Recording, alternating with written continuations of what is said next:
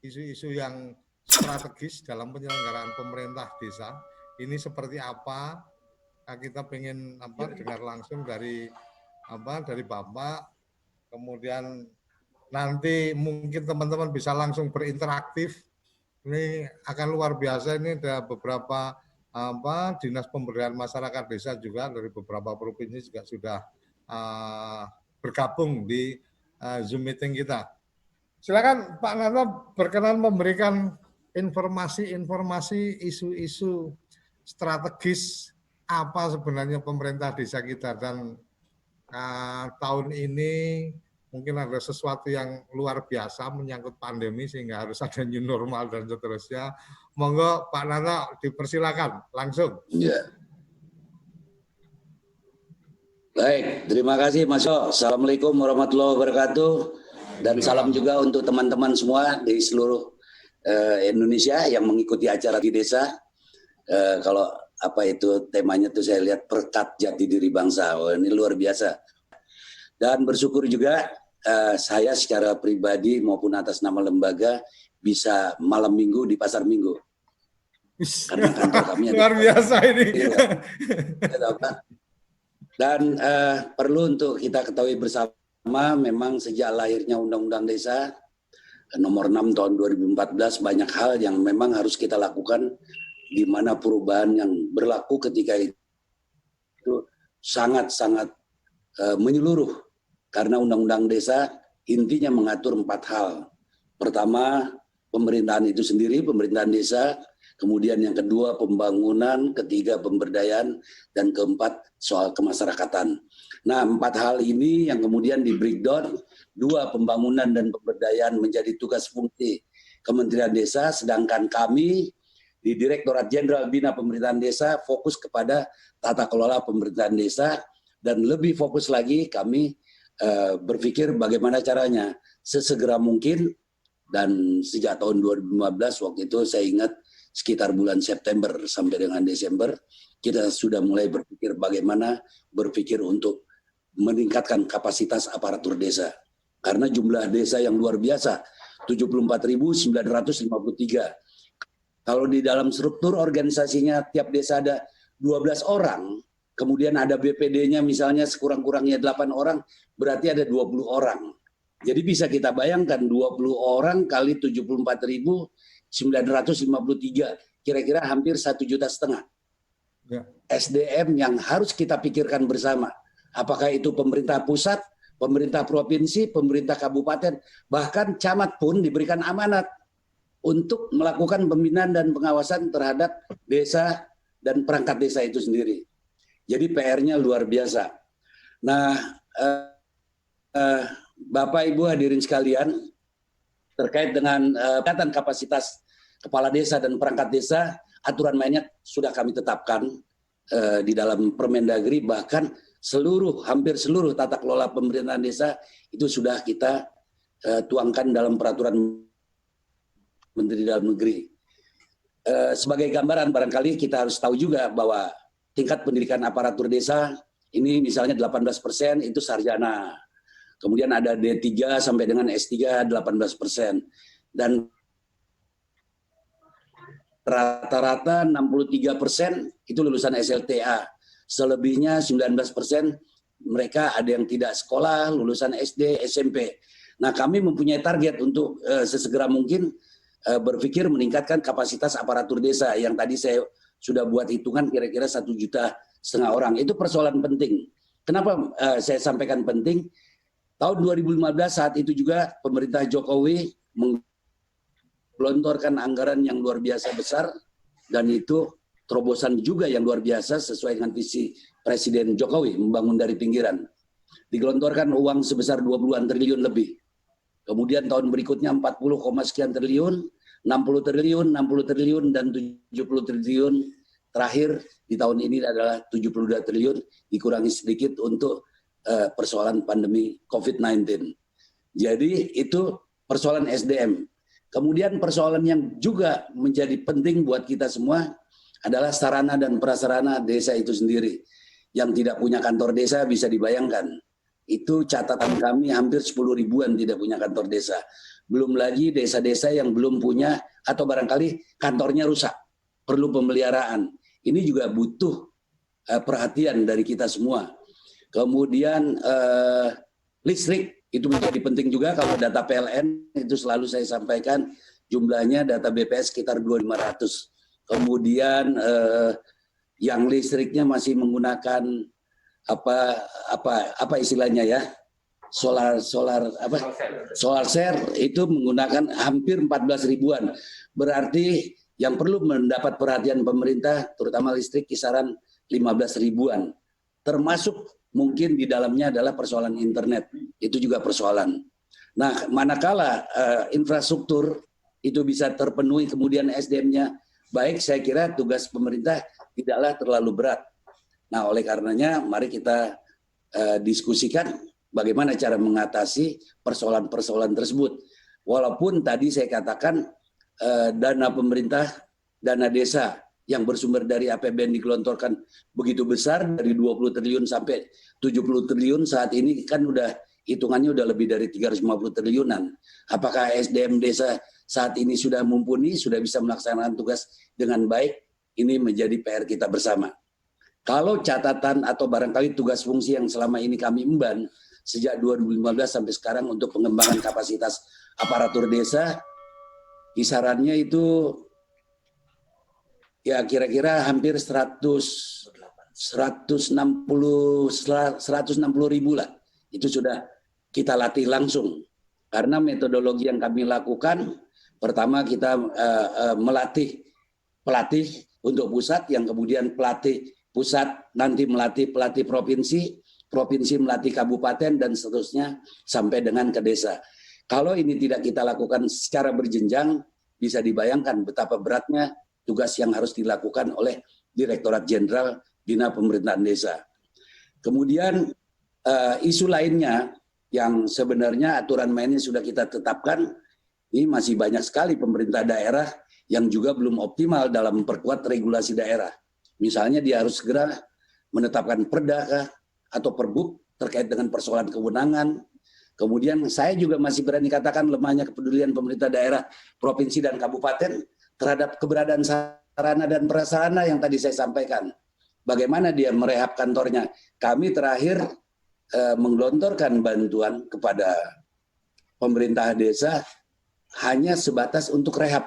Itu pun hanya pertama kami dapat alokasi sekitar 500-an desa, kemudian 200 desa mau kami kembangkan, tetapi lagi-lagi sekarang kita terkendala dengan persoalan corona. Kemudian sering juga kita temui persoalan-persoalan terkait dengan oknum kepala desa yang sekonyong-konyong melakukan pelanggaran terhadap desa itu sendiri, khususnya penyalahgunaan terkait pengelolaan keuangan desa. Ini datanya luar biasa. Teman-teman di Kementerian Desa itu menerima data puluhan ribu terkait dengan penyelewengan. Bahkan kami juga banyak sekali surat yang kami terima, pengaduan-pengaduan terkait juga dengan penyelewengan penggunaan dana desa. Kemudian kita bahkan menerima surat secara resmi, seringkali juga terjadi resistensi antara kepala desa dan perangkat desa. Hal tersebut tentu berdampak terhadap pemberian perangkat desa. Nah, ini tidak sesuai dengan ketentuan perundang-undangan, sehingga sering juga terjadi sengketa pengadilan yang mengakibatkan terganggunya penyelenggaraan pemerintahan desa, dan termasuk di dalamnya adalah pelayanan dalam penyelenggaraan pemerintahan desa. Jadi Bapak Ibu hadirin sekalian, Pak Suryo, itu persoalan-persoalan penting yang kita hadapi saat ini. Kemudian belum optimalnya juga pelayanan pemerintah desa kepada masyarakat. Kenapa belum optimal? Ini persoalannya tadi. Awalnya kami selalu berpikir bagaimana sesegera mungkin kita memberikan pemahaman SDM itu harus segera ditingkatkan. Kalau itu tidak, nonsen kita bisa melakukan pembangunan dengan baik, mempertanggungjawabkan dana desa dengan baik, kalau kita tidak berpikir tentang SDM itu sendiri. Nah, kita bisa bayangkan besarnya dana desa yang setiap tahun diberikan seperti yang tadi saya sampaikan, ini juga menambah aset desa. Sementara pemahaman terkait dengan pengelolaan keuangan, pengelolaan aset desa, ini juga belum tertib. Kenapa? Karena aparatur desa kurang atau belum memahami ketentuan yang ada, serta kurangnya juga kepedulian terhadap pengelolaan aset desa. Melalui forum ini saya pesan juga kepada teman-teman, kalau misalnya kita ingin mengembangkan, meningkatkan kapasitas aparatur desa, tolong gunakan lembaga yang mempunyai kualifikasi. Ini kadang-kadang yang penting uangnya cair, dia sudah mengikuti pelatihan, padahal pelatihan itu bukan menjadi kebutuhan. Jadi akhirnya mohon maaf, kepala desa dimain-mainkan oleh orang-orang yang tidak bertanggung jawab dan tidak berpikir bagaimana berpikir untuk mengembangkan SDM itu sendiri. Kembali kepada apa yang menjadi tugas fungsi Direktorat Jenderal Bina Pemberdayaan Desa, coba kita lihat. Saya bisa ambil contoh misalnya mengenai batas desa. Kalau 74.953 desa, sekarang batas desa yang ditetapkan secara definitif baru jumlahnya kurang dari 1.000, ini berarti persoalan besar buat saya. Kemudian misalnya di Direktorat Pak Ferry Penataan Administrasi Desa, di samping batas desa, bagaimana mekanisme pemilihan kepala desa? Ya toh, ini juga ada aturan mainnya. Nah, di tahun ini 67 kabupaten yang melaksanakan pemilihan kepala desa. Nah, kemudian 45 anggarannya sudah 45 kabupaten, anggaran direfocusing untuk COVID, sisanya 15, hitung 15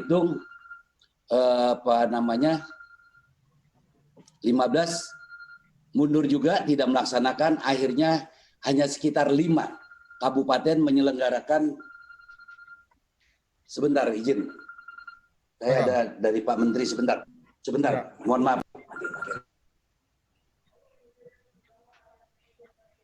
Oke, sambil menunggu Pak Lata, ini luar biasa ternyata. Isu-isu strategisnya sangat kompleks ini ya, Mas Eko dan Mas Ferry yang mengikuti yang mic-nya sudah di-on-kan. Jadi saya melihat satu isu tentang ESDM, sumber daya manusia, kemudian bicara infrastruktur, kemudian tentang bagaimana regulasi dari supradesa, kemudian bagaimana kepedulian sebenarnya dari supradesa terhadap desa itu sendiri, kemudian penyelewengan atau perilaku dari teman-teman dalam pengelolaan dana desa. Ada lagi juga di dalam internalnya urusan kepala desa dengan perangkat desa yang harus bersengketa hukum dan seterusnya. Ini menyangkut batas desa dan seterusnya. Sangat banyak ini kayaknya. Ya, Mas Ferry ya, sangat banyak. Sebentar. Oh, lanjut, silakan. Mas saya kembali lagi, Mas Suryo. Mohon maaf tadi saya silakan. Ada telepon dari pimpinan.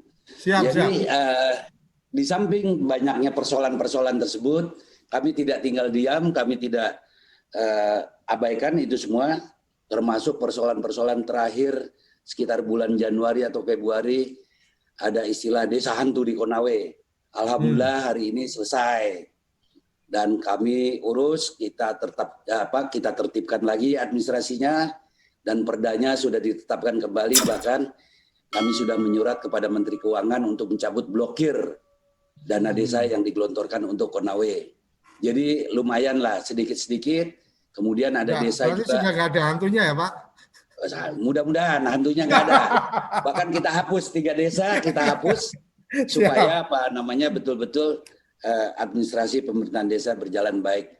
Termasuk yang desa-desa kita yang ada di tenggelam dengan lumpur lapindo, saat ini kami sedang proses, sedang kami diskusikan dengan teman-teman provinsi, kabupaten, bahkan pihak kecamatan kami panggil untuk mendiskusikan bagaimana menyelesaikan persoalan-persoalan terkait dengan persoalan desa itu sendiri.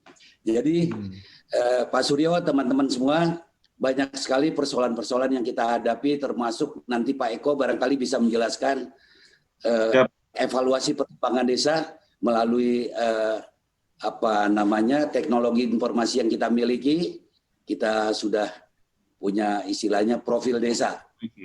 Itu aplikasinya sudah dimiliki oleh Direktorat Jenderal ini. Alhamdulillah juga 68%-an data udah bisa terkoneksi dengan aplikasi yang kami miliki, termasuk di pengelolaan keuangan desa. Kami juga ada Permendagri nomor 20 tahun 2018 ya. Dan itu sudah terkoneksi juga dengan Omspan. Siskudes, iya. Permendagri itu melahirkan Siskudes dan Sipades, pengelolaan aset ya. Jadi banyak hal yang sudah kami lakukan. Tetapi tentu tidak serta-merta persoalan itu bisa kita selesaikan dengan cepat, membutuhkan waktu, tempat, pikiran, dan mungkin biaya. Kalau ngomong biaya, saya juga jadi salah nanti, itu persoalan klasik. Karena hampir semua persoalan memang sebaiknya ditopang dengan pembiayaan yang cukup. Nah, yang paling penting adalah buat kami, Direktorat Jenderal Bina Pemerintahan Desa bersama Kementerian Desa ini menjadi bersifat mutlak, harus bersinergi. Kalau tidak bersinergi, maka desa menjadi korban. Alhamdulillah hubungan kami dengan Kementerian Desa berjalan dengan baik, kami saling mengisi, aspek pembangunan dilaksanakan oleh Kementerian Desa, tata kelolanya, pemerintahan termasuk pengembangan SDM itu menjadi tanggung jawab kami secara menyeluruh, khususnya adalah Direktorat Jenderal Bina Pemerintahan Desa. Berikut langkah strategis lain yang juga kami akan jadikan bahan diskusi. Kita ingin mulai malam ini mudah-mudahan kalau teman-teman desa, kepala desa ikut di sini, tolong diminimalisir pemberhentian perangkat desa, ya toh, kalau itu tidak sesuai dengan peraturan perundangan yang berlaku. Bahkan Kementerian Dalam Negeri berkali-kali mengeluarkan surat Menteri Dalam Negeri terakhir tanggal 27 Juli. Yang inti suratnya adalah menegaskan kepada Bupati Wali Kota untuk melakukan pembinaan dan pengawasan khusus kepada kepala desa di wilayahnya dalam melakukan pemberhentian pengangkatan perangkat desa serta sanksi tegas dalam hal kepala desa melanggar ketentuan dimaksud. Nah, kalau ini juga tidak diindahkan, mohon maaf kalau ada Pak Bupati, Wali Kota yang mengikuti acara ini, Kementerian Dalam Negeri akan mengambil langkah yang lebih tegas lagi, dan kemungkinan komunikasi kami dengan Kementerian Keuangan, kami akan menghambat penyaluran penggunaan dana desa itu sendiri. Jadi kalau ini tanpa sanksi, seolah-olah ini kewenangan mutlak, padahal Bupati Wali Kota kan harus membina. Jangan sekonyong-konyong memerintahkan begitu saja, kemudian akhirnya pelayanan kepada masyarakat yang harus dilakukan oleh perangkat desa menjadi terhambat. Jadi saya kira ini hal-hal pokok yang bisa saya sampaikan. Mungkin nanti banyak hal yang bisa kita diskusikan karena hadir di sini ada direktur kami Pak Eko Prasetyanto, Pak Ferry Samsidar, direktur kami penataan. Ini dua direktur yang banyak menangani masalah-masalah krusial, dan nanti dalam diskusi barangkali Pak Eko secara teknis dan Pak Ferry bantu untuk memberikan penjelasan supaya betul-betul diskusi ini bisa menyelesaikan persoalan yang memang dihadapi oleh teman-teman kita yang mengikuti acara di TV Desa. Sementara itu Pak Suryo yang bisa saya sampaikan, mudah-mudahan nanti teman-teman bisa memberikan tambahan informasi, dan sementara saya akhiri. Assalamualaikum warahmatullahi wabarakatuh. Waalaikumsalam warahmatullahi wabarakatuh. Mungkin sebelum diakhiri, yang menjadi konsen utama dari Pak Nata ini isu yang sedemikian banyak yang menjadi prioritas yang bagian mana ini Pak Nata? Karena begitu saya catat, nggak tahu aja catatannya panjang banget ini. pasti ada prioritas dari Pak Nata sendiri untuk kemudian bagian mana yang menjadi utama dari sekian problematika atau isu-isu yang berkembang tentang penyelenggaraan pemerintahan desa. Baik Pak Suryo, prioritas kami adalah pengembangan SDM, yaitu sumber daya manusia desa. Ya. Itu luar biasa, kami melangkah ke seluruh provinsi dan berusaha untuk menyelesaikan sampai tingkat kabupaten dan bahkan desa. 4 hal yang kami garis bawahi untuk memberikan pemahaman terkait dengan tata kelola pemerintahan desa. Ini masih bersifat bukan sementara. Baru 4, belum yang lain. Yang 4 itu yang pertama adalah perencanaan pembangunan desa. Kemudian yang kedua pengelolaan keuangan desa, yang ketiga penyusunan peraturan desa, dan keempat mengenai manajemen pemerintahan desa. Kalau saja 4 hal ini bisa dipahami, kemudian dilaksanakan sesuai dengan peraturan perundangan, sebenarnya persoalan-persoalan hukum yang mengemuka tidak terlalu. Tetapi kalau saja ini juga dilampaui begitu saja, tidak dipahami, maka cenderung kepala desa, perangkat desa akan berhadapan dengan persoalan hukum. Kenapa demikian? Ini kaitannya dengan dana desa yang digelontorkan oleh pemerintah pusat yang bersumber dari APBN. Saya bilang ini dananya besar sekali. Kalau mereka tidak diberikan pemahaman untuk mengelola keuangan itu sendiri, ini bahayanya luar biasa dan bisa saya pastikan pembangunan terkait dengan desa gagal. Oleh karenanya, bagaimana dia bisa merencanakan dengan baik, bagaimana dia mengetahui uang ini datang dari mana, dikeluarkan untuk apa, itulah Permendagri kami nomor 20 tahun 2018. Jadi itu yang paling penting. Baru kemudian kita tetap menyelesaikan persoalan-persoalan yang seperti batas ini luar biasa. Kemarin kami sudah berusaha untuk mengusulkan penganggarannya, pimpinan kami setuju, tetapi prioritas penggunaan dana desa menurut Kementerian Desa masih fokus kepada 4 hal. Tetapi setelah COVID hadir, maka prioritas-prioritas yang ada di Kementerian Desa sementara terabaikan, dan kita berpikir bagaimana sesegera mungkin menyelesaikan dan menangani coronavirus.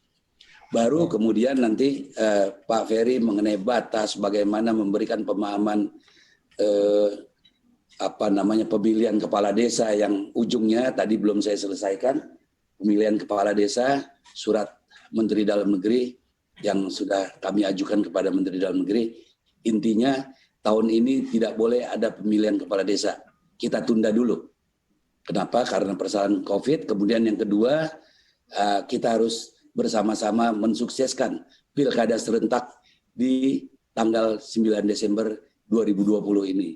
Jangan sampai karena persoalan itu justru pilkada serentak menjadi persoalan nantinya. Jadi kepada teman-teman yang mengikuti acara ini, pilkades untuk sementara kita tunda sampai dengan selesai pelaksanaan pilkada di tanggal 9 Desember. Kemudian tentu saja Pak Eko juga terus setiap tahun melaksanakan evaluasi perkembangan desa dan kelurahan, yaitu melalui lomba desa. Tahun ini juga belum bisa kami selenggarakan karena persoalan COVID.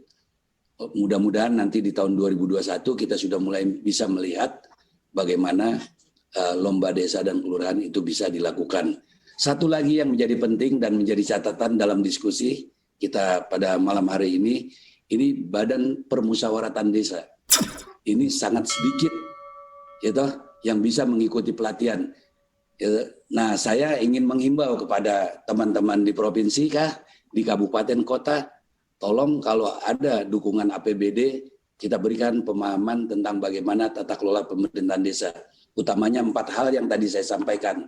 Manakala BPD sebagai penyeimbang bisa diberikan pelatihan tentang tata kelola pemerintahan yang saya sampaikan, setidaknya dalam musyawarah desa dia bisa memberikan saran, pertimbangan dan pendapat agar penyelenggaraan pemerintahan desa berjalan seperti yang kita harapkan. Saya kira ini dulu yang bisa saya sampaikan. Nanti selebihnya tolong Pak Eko, Pak Ferry jelaskan hal-hal lain yang belum terinformasi dari saya, karena saya tidak membuat catatan khusus. Saya anggap ini diskusi-diskusi, tetapi diskusi yang paling menarik dan membanggakan. Waktu saya kembalikan kepada Pak Suryo. Terima kasih. Assalamualaikum warahmatullahi wabarakatuh. Waalaikumsalam. Terima kasih sekali ini Pak Nata untuk memberikan pengantar diskusi panjang kita, karena biasanya 1 jam, ini kita akan 2 jam. Mas Eko, Mas Ferry, ini beberapa sudah disampaikan, terutama tentang bagaimana sumber daya manusia untuk SDM untuk pemerintahan desa. Mungkin ini menjadi bagian yang menarik tentang bagaimana peningkatan kapasitas, karena isu tentang peningkatan kapasitas aparatur desa dan peningkatan kapasitas dari BPD ini di beberapa kali malam minggu itu sempat menjadi bagian yang menjadi diskusi kita yang cukup hangat. Jadi saya pikir mungkin Mas Eko atau Mas Ferry monggo, atau mungkin ada direktur yang lain bisa memberikan tambahannya. Dan yang jelas ini menurut saya akan menjadi menarik ketika kemudian nanti beberapa teman-teman yang sudah bergabung, sudah hampir 60 partisipan, ini nanti bisa memberikan komentarnya di chatting untuk kita nanti bisa bacakan dan teman-teman juga bisa memberikan respon. Silakan Mas Eko atau Mas Ferry dulu nih, silakan monggo. Siap. Mas Eko dulu. Mohon izin. Siap. Terima kasih Mas Sokoco, Bapak Dirjen yang kami hormati. Sebenarnya apa yang dijelaskan oleh Pak Dirjen tadi sudah cukup lengkap, Pak. Jadi kita hanya menambahkan saja. Yang pertama, memang persoalan desa ini adalah persoalan yang sebenarnya disadari mulai dari pusat, daerah, baik itu provinsi, kabupaten, kota, kecamatan, dan desa itu sendiri. Artinya persoalan-persoalan ini akan saling berkaitan satu dengan yang lain. Karena di pusat ada pembinaan pengawasan, demikian juga di provinsi, kabupaten, kota, kecamatan, ya.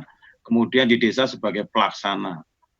Nah, di desa sendiri, di sini ada pemerintah desa, ada masyarakat, ada lembaga-lembaga yang ada di desa, baik itu BPD, baik itu lembaga kemasyarakatan, RT, RW, Karang Taruna, PKK, kemudian ada juga badan usaha milik desa di situ, kemudian juga ada BPD.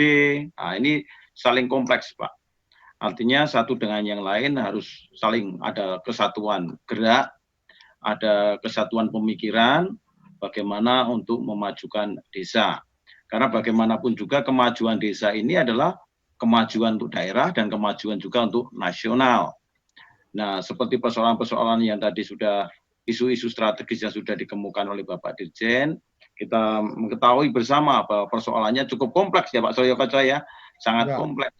Nah, ini perlu kebersamaan ya seperti ini. Jadi apa yang dikatakan Bapak Dirjen tadi benar, ada sinergisitas antara kita, kali Kementerian Dalam Negeri, dengan Kementerian Desa, Bappenas, kemudian dengan Kementerian KL yang lain, kemudian dengan pihak-pihak terkait seperti TW Desa pada malam hari ini sangat membantu sekali untuk memajukan desa, memecahkan berbagai persoalan yang kita ketahui persoalannya satu desa dengan desa yang lain itu sangat beragam.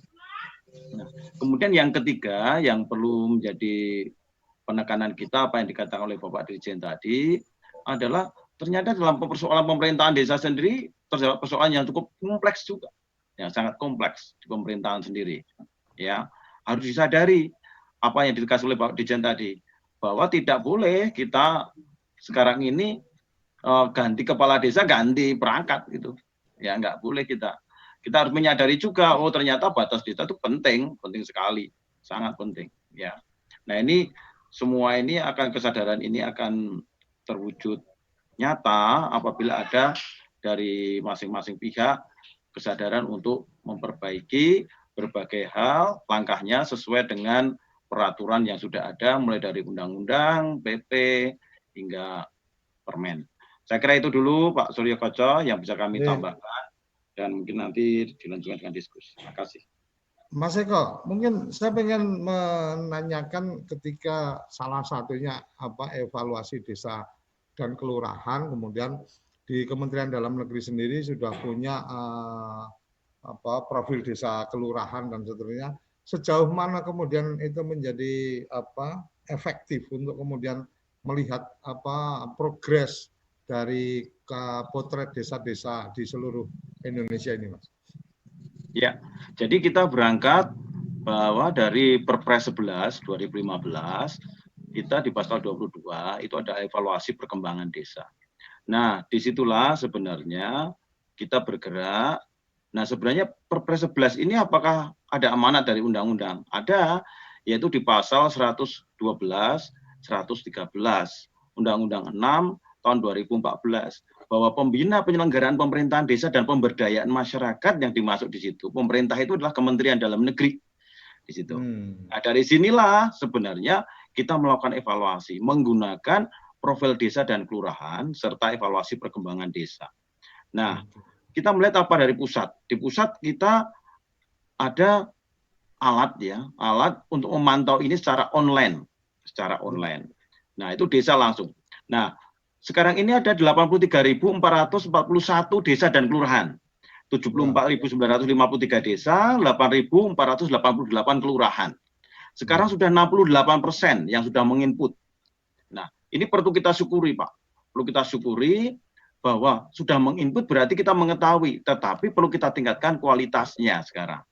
Karena perlu kita sadari, dengan memasukkan ini, kita sudah tahu tingkat perkembangan desa masing-masing sekarang ini. Ada yang swasembada masih 5%, yang swakarya sudah 25%, kemudian yang swadaya masih 70%. Artinya ini persoalan-persoalan. Teman-teman aktif untuk melakukan updating data, Mas? Ya, updating ini 68% ini sebenarnya ada yang aktif update, ada yang belum. Nah, ini persoalan, Pak. Ya, tetapi alat kita sudah online real time. Artinya apa yang sampean setiap hari masukkan bisa, ya, bisa. Maka server kita termasuk yang padat ya, padat karena setiap hari dari teman-teman dari desa mengupdate ini. Nah, ini di pusat perlu ada kebersamaan kita juga. Bagaimana agar semua mengupdate data-data ini.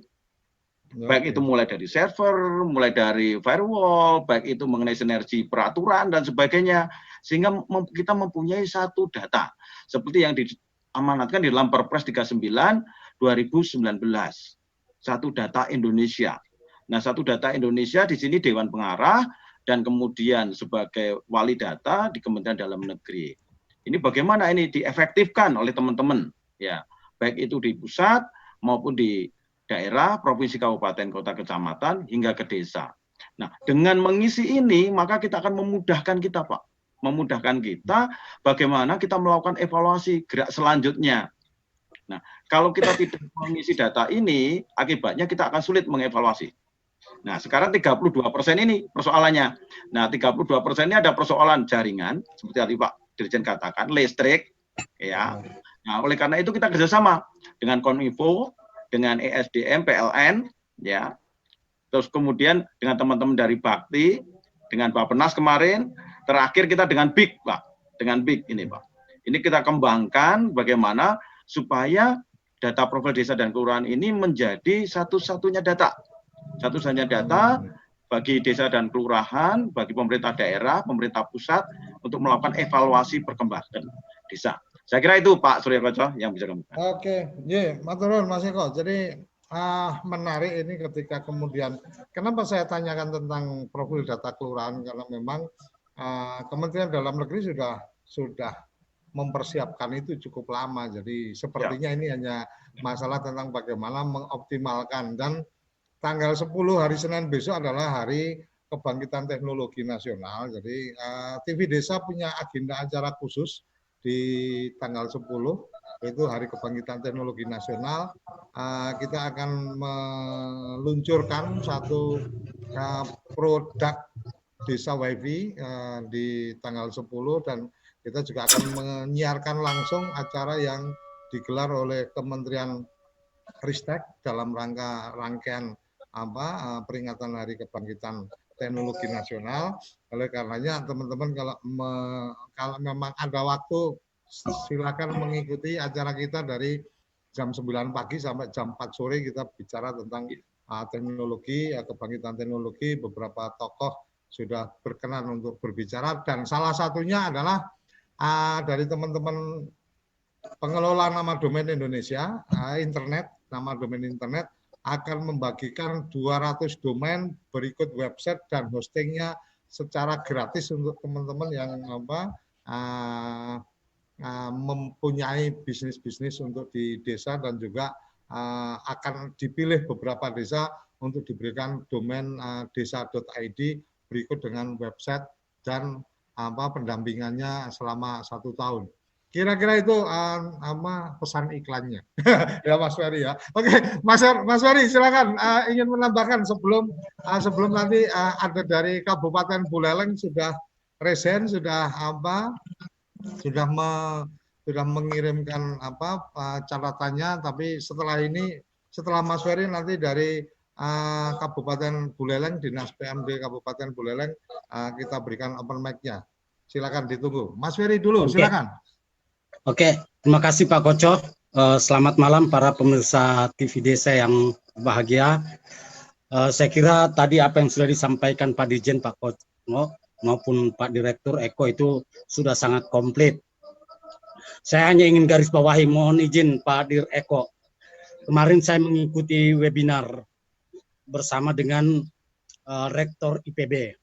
Salah satu yang dikeluhkan Rektor IPB adalah bias data yang dia peroleh dari Poldes yang dikembangkan oleh Bappenas.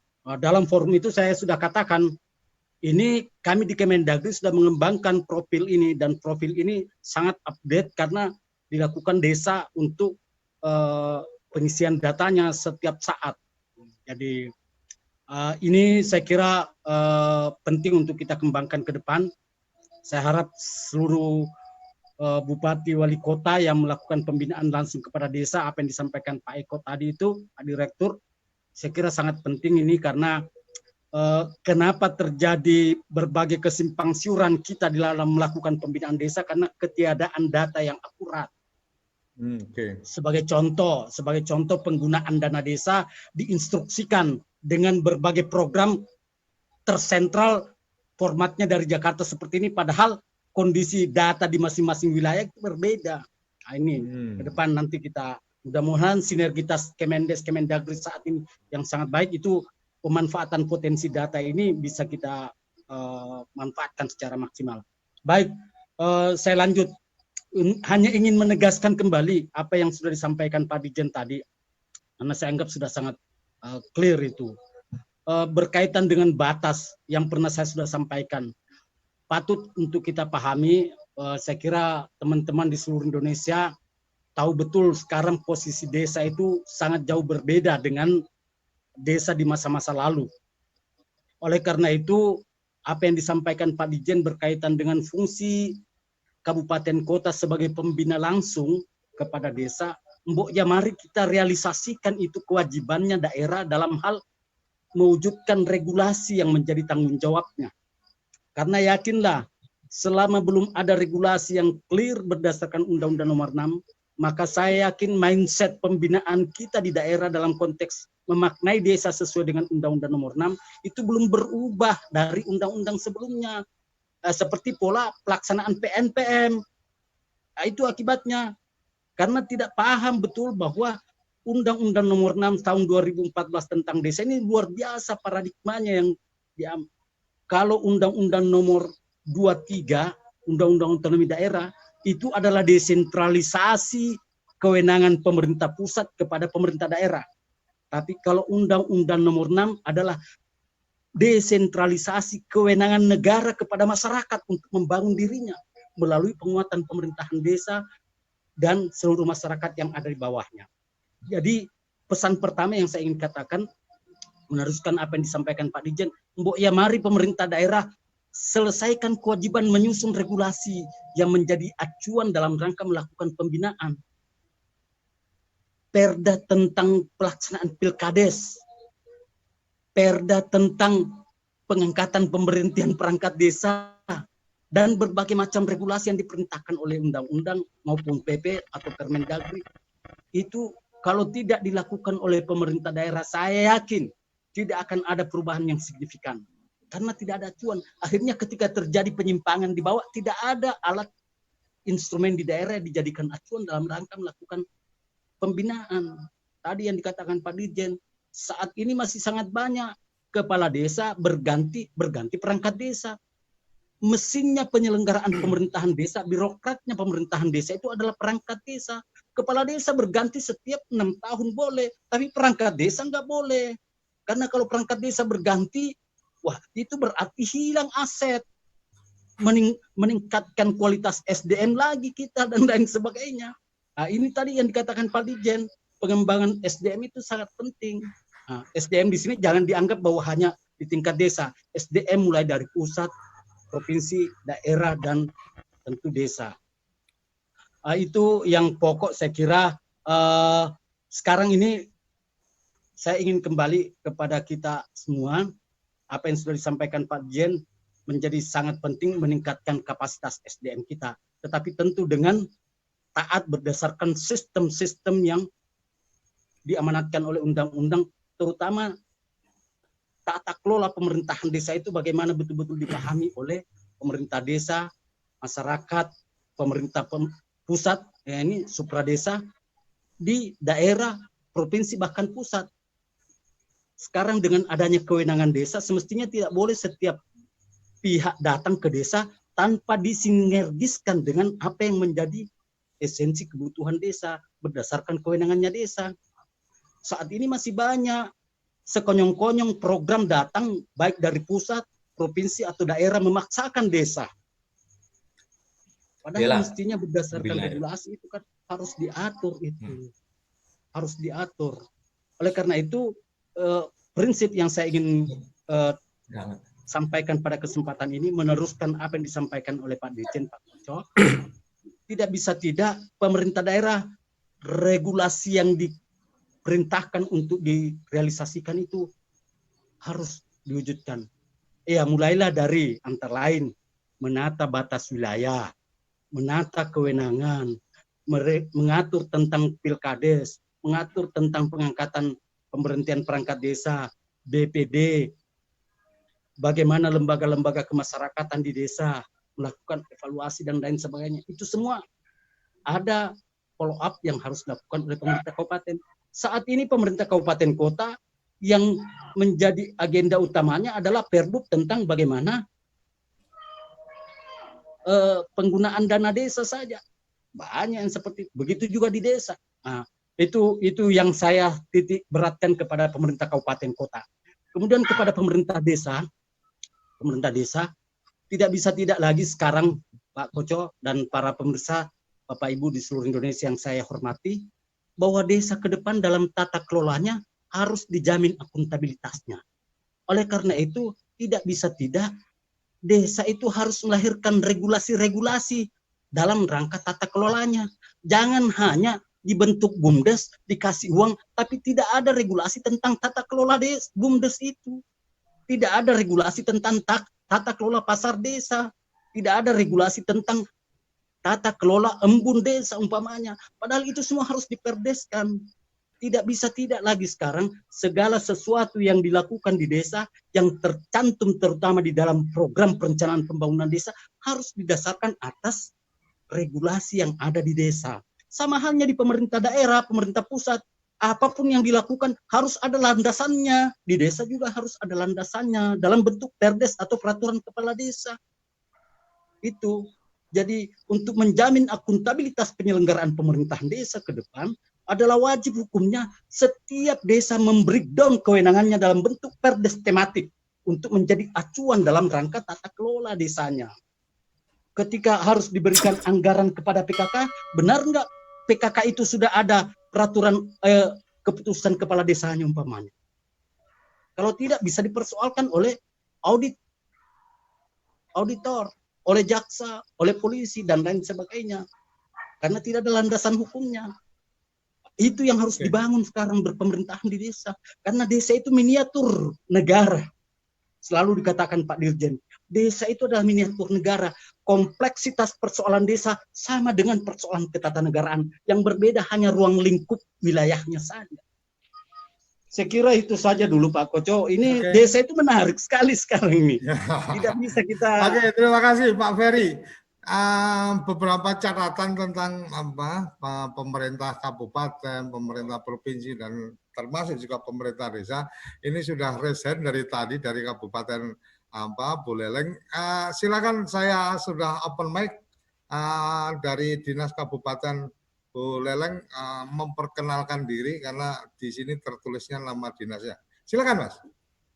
Terima kasih. Om Swastiastu. Assalamualaikum warahmatullahi wabarakatuh. Salam, namo buddhaya, selamat malam, salam sejahtera untuk kita semua. Mohon izin Pak Dirjen, Pak Nata Irawan, Mas Eko, guru saya Pak, zaman SP2W, Mas Aferi, mohon izin kita ketemu terakhir di Lumajang. Kita menyelesaikan juga masalah perangkat desa waktu itu tahun 2016. PPDI Mas, Buleleng selesai pada waktu itu. dengan kita ketemu di Lumajang. Tapi sekarang kelihatannya mulai lagi, Pak. Berhentian sepihak. Ya tadi karena ada pergantian kepemimpinan, mungkin ada janji-janji politik, Pak. Ya betul. Yang saya sampaikan, Mas Ferry. Sehingga mungkin Mas Ferry juga harus sering-sering ke daerah. Mas Eko untuk evaluasi perkembangan desa karena COVID, ya mungkin tahun depan kita lanjutkan kembali. Ya. Mas Suryo, saya terima kasih sekali hari ini bisa bertemu dengan teman-teman utamanya dari pemangku kepentingan di Dirjen Bina Pemdes, kemudian teman-teman mungkin di kabupaten lain, ada juga perangkat desa, perbekel. Ada beberapa hal yang saya sampaikan. Pak Aferi sangat mendalam sekali ketika berbicara desa, rohnya undang-undang desa itu seperti itu. Yang sekarang menjadi permasalahan, saya sepakat dengan Pak Dirjen bahwa memang masalah sumber daya manusia. Pemikiran pemerintah desa itu tidak semudah itu ketika menjawab Undang-Undang 6. Jadi pemerintah desa itu sekarang konteksnya masih menunggu, Pak. Sehingga apa yang dimaknai dengan kewenangan, apakah itu rekognisi maupun subsidiaritas, itu tidak bisa dipahami dalam konteks mindset perangkat desa atau pemerintah desa, perbekel dan perangkatnya. Ini yang mungkin ke depan terus kita dorong. Yang kedua, terkait dengan profil, ini cita-cita, Pak. Ketika saya masih menjadi SP2W itu 94, Pak, waktu itu Pak Dirjennya masih Pak Siagian, Pak Eko ya, masih Pak Siagian. Ya, betul. Seolah profil ini hanya menjadi sebuah cita-cita. Nah, kemudian baru 5 tahun kemarin Pak Eko sudah menyusun dengan perangkat elektroniknya dan mudah-mudahan ke depan profil ini betul-betul menjadi sebuah bentuk kekayaan desa dalam konteks data. Ini ketika itu nanti betul-betul bisa kita wujudkan, saya yakin Pak, yang namanya perencanaan, yang namanya pengelolaan keuangan desa itu akan lebih baik. Bagaimana ketika kita berbicara perencanaan, desa tidak punya sama sekali data. Contoh data kemiskinan. Data kemiskinan yang mana yang akan digunakan. Sehingga APB desa itu tidak fokus untuk menyelesaikan masalah desa. Ketika kita berbicara data sebagai awal dan akhir. Yang ketiga, mungkin yang perlu kita komentari bersama-sama, tadi Pak Dirjen juga telah menyampaikan, terkait dengan kebijakan, Pak. Selama ini mungkin yang langsung ke desa itu ada 3 kementerian di tingkat pusat. Ada Kementerian Dalam Negeri, kemudian Kementerian Desa, PDT Transmigrasi, dan juga Kementerian Keuangan terkait dengan dana desa. Ini yang kadang-kadang dalam konteks regulasinya tidak sinkron, sehingga di satu sisi membingungkan daerah dan desa. Betul tadi Pak Ferry menyampaikan bahwa memang ada kewajiban kabupaten untuk mengatur terkait dengan leg spesialis di masing-masing kabupaten. Tapi terus terang Mas Ferry ini juga kami di kabupaten juga kewalahan untuk bisa menyiapkan. Contoh yang nggak sinkron kayak apa, Mas? Ya contoh Pak, sekarang ada 2 Pak. Ada Permendagri 114, contoh. Kemudian sekarang di Permendes muncul Permendes 17 2019. Itu sama Pak, bahasanya perencanaan pedoman umum pelaksanaan pembangunan desa. Kalau di Kemendagri 114 itu Permendagrinya pedoman umum pembangunan desa. Kalau di Permendes itu pedoman umum pembangunan dan pemberdayaan masyarakat desa. Salah satunya berbicara perencanaan pembangunan desa. Ini kadang-kadang walaupun rohnya mungkin tidak terlalu jauh berbeda, tapi ketika masuk ke desa ini dipermasalahkan Pak oleh teman-teman di desa. Yang mana yang saya harus ikuti gitu. Contohnya seperti itu. Yang kedua, terkait dengan kebijakan dana desa. Contoh, Permendagri 114 mengharuskan bahwa RKP desa itu harus selesai bulan September, Pak. Jadi selambat-lambatnya rencana kerja pemerintah desa tahun berikutnya itu harus sudah ditetapkan di akhir September. Tetapi di PP itu menyebutkan bahwa prioritas dana desa, penggunaan dana desa tahun berikutnya itu baru keluar Oktober. Prakteknya teman-teman di Kemendes itu bisa November atau Desember. Itu yang akan jadi masalah. Ketika sudah jadi RKPDes. Artinya pedomannya belum turun tapi harus sudah menyelesaikan. Sudah selesai. Betul Pak. Jadi RKPDes-nya harus selesai tapi dana desanya pedomannya belum turun. Kadang-kadang menarik ya.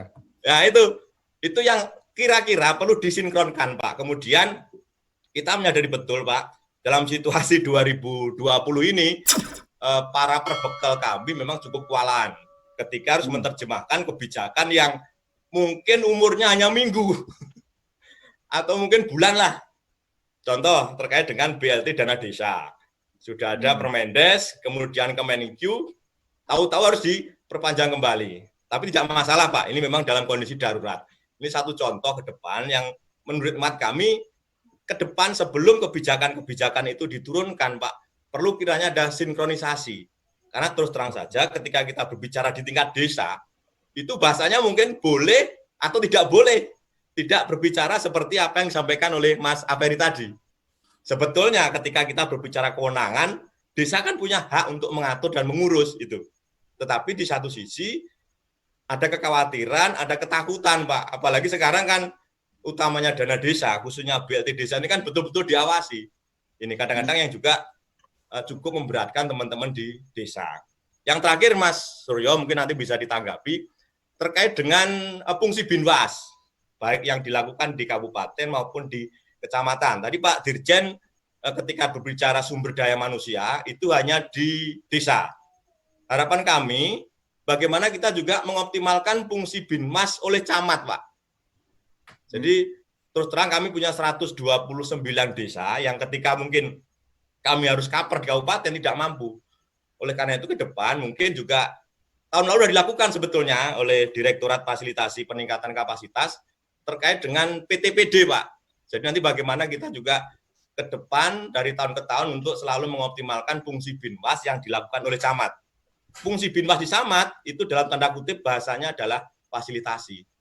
Sehingga mungkin ketika kita nanti diskusi dengan teman-teman kecamatan yang mungkin dilakukan oleh teman-teman di Kementerian Dalam Negeri, Dirjen Bina Pemdes, bagaimana bisa mensupport Pak terkait dengan sumber daya manusia PTPD yang ada di kecamatan.